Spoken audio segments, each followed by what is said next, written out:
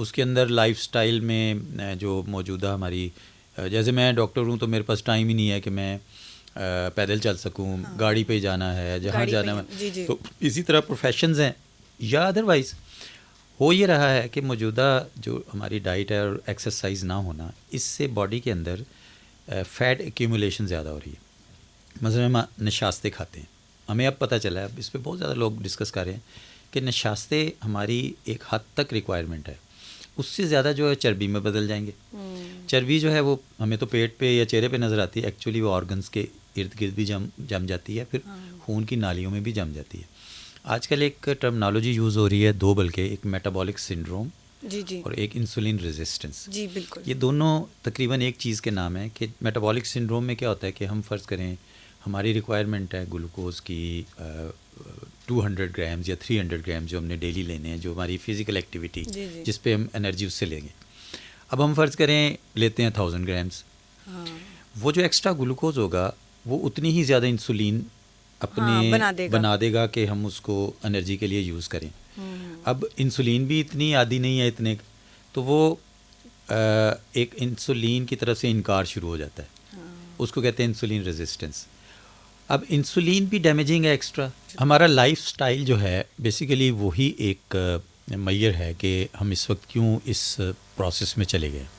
کیسے ہم بہت زیادہ کھاتے ہیں، ہم گلوکوز بھی اور فزیکل ایکٹیویٹی ہماری تقریباً نہ ہونے کے برابر ہے.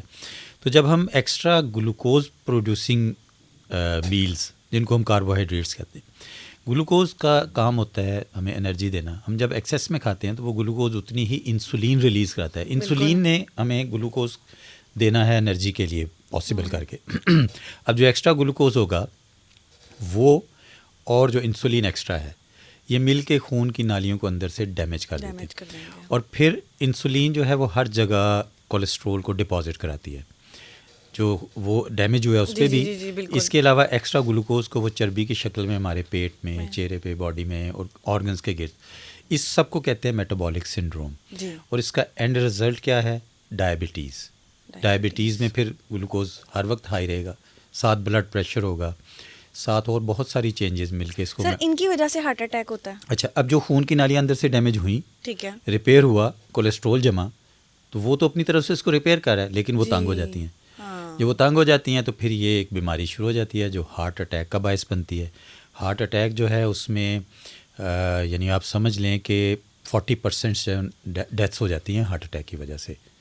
اور اگر فرض کریں ڈائگنوز ہارٹ اٹیک سے پہلے ہو گیا تو اس کے بعد یا پھر ہم اس کو علاج کریں دوائیوں سے یا اسٹینٹس کے ساتھ یا بائی پاس کے ساتھ، علاج اس کا کرنا پڑتا ہے ان اینی کیس، ورنہ ہارٹ اٹیک ہو جائے گا. اچھا سر، کچھ لوگ ایسے بھی ہوتے ہیں جنہیں ایک دفعہ ہارٹ اٹیک ہوتا ہے لوور تھوڑا سا، اس کے بعد ایک اور ہوتا ہے، مطلب اس طرح ان کو 1-2 ہارٹ اٹیکس ہوتے ہیں. یہ کیوں میں نے آتے ہیں؟ یہی وجہ بتائی نا کہ جب وہ بیماری ہو گئی تو ہارٹ اٹیک اس کا مین رسک ہے. ایک تو فرض کریں اس کی درد ہو رہی ہے، انجائنا کہتے ہیں اس کو. انجائنا میں تھوڑی سی فزیکل ایکٹیویٹی کریں گے تو وہ شروع ہو جائے گا، بندہ اپنی نارمل زندگی نہیں گزار سکتا. اس سے زیادہ رسک ہارٹ اٹیک کا ہے، کیونکہ ہارٹ اٹیک میں ڈیتھ کا چانس 40% ہے. تو اگر فرض کریں ایک دفعہ ہارٹ اٹیک ہوا، ٹھیک ہے، بچ گئے، اگر علاج نہیں کرایا پھر ہو سکتا ہے، نہیں کرایا پھر ہو سکتا ہے. تو جیسے ہی تشخیص ہو ویسے ہی اس کا جو اس وقت کے لیے علاج بنتا ہے وہ کرانا ضروری ہے. سر اسٹیٹ بھی ڈالتے ہیں دل میں، وہ کس طرح ہوتا ہے؟ 1 اسٹیٹ ڈلا ہے، 2 اسٹیٹ ڈلے ہیں، وہ ہوتا کیا ہے بیسیکلی؟ دل کو جو اس کے دل کے پٹھے ہیں اس کو آکسیجن دینے کے لیے، جس طرح ہمارے باقی جسم میں شریانے ہیں، آرٹریز کہتے ہیں ان کو، دل کے پٹھوں کی بھی شریانے ہیں. دل واحد آرگن ہے باڈی کا جو ہر وقت کام کر رہا ہے. کام کرتا ہے. مطلب سو گئے تو ہو سکتا ہے برین سو گیا ہو، دل نہیں سوئے گا.